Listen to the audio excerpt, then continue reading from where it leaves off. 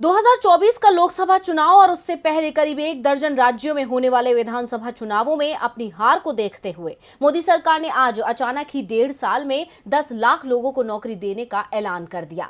हर साल 2 करोड़ नौकरी देने का वादा करने वाली सरकार अपना पुराना वादा तो पूरा नहीं कर पाई। ऐसे में ये वादा भी पूरा होगा या नहीं, ये बड़ा सवाल है। अब इस पूरे मामले पर विपक्ष भी मोदी सरकार को घेर रहा है। वहीं सरकार के इस ऐलान के तुरंत बाद रक्षा मंत्री राजनाथ सिंह ने भी एक योजना का ऐलान किया। क्या है वो योजना, ये देखते हैं इस रिपोर्ट में।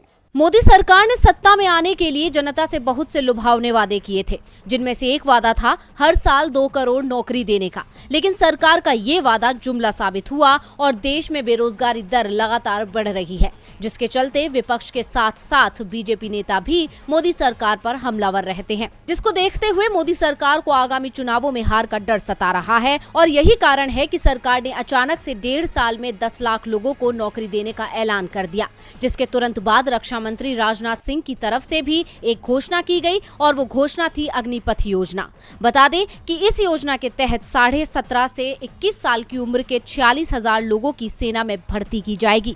ये लोग सिर्फ 4 सालों तक सेना को अपनी सेवाएं देंगे। इस अवधि में 6 महीने का प्रशिक्षण भी शामिल होगा। इन सैनिकों को अग्निवीर कहा जाएगा। इन 4 सालों में उन्हें 30,000 से 40,000 रुपए वेतन, उसके अलावा कई तरह के भत्ते और मेडिकल बीमा आदि सुविधाएं मिलेंगी। 4 सालों के बाद इनमें से सिर्फ 25% सैनिकों को सेना के सामान्य कैडर में शामिल किया जाएगा और वो लोग गैर अधिकारी रैंकों पर पूरे 15 सालों तक सेवाएं देंगे। बाकी को 4 सालों के बाद सेना छोड़ देनी पड़ेगी। वहीं अब एक बड़ा सवाल ये है कि इसका असर क्या होगा।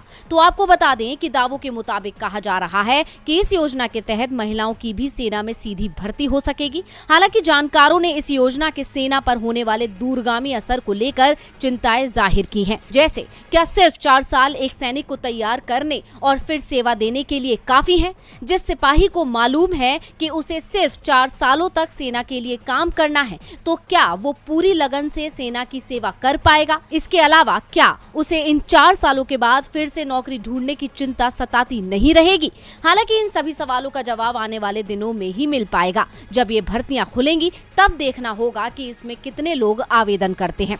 यानी सरकार की ये योजना फायदा कम दिखावा ज्यादा नजर आ रही है। वहीं मोदी सरकार के ऐलान पर कांग्रेस सांसद राहुल गांधी ने ट्वीट कर तंज कसा है। उन्होंने कहा, जैसे 8 साल पहले युवाओं को हर साल 2 करोड़ नौकरियों का झांसा दिया था, वैसे ही अब 10 लाख सरकारी नौकरियों की बारी है। ये जुमलों की नहीं, महा जुमलों की सरकार है। प्रधानमंत्री जी नौकरियां बनाने में नहीं, नौकरियों पर न्यूज बनाने में एक्सपर्ट हैं। राहुल गांधी ने पीएम को न्यूज बनाने में एक्सपर्ट बता दिया है। वहीं अब देखना होगा कि सरकार ये वादा भी पूरा कर पाती है या नहीं।